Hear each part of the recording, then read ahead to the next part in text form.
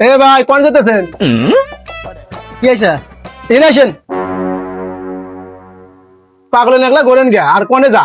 আর কোয়েন না, যে গরম পড়ছে এই গরম তো টেকা খুব জুলুম, কানেও থাকে না, সেজন্য বাজারে ফ্যান কিনবে যেতেছে। আরে ভাই নতুন ফ্যান কিনে লাভ আছে, আমার কাছে পুরান ফ্যান আছে, আপনি কম দামি রেখা দেবেন। উঠেছেন তো? আচ্ছা নিতেছি, তা কত রে এখন?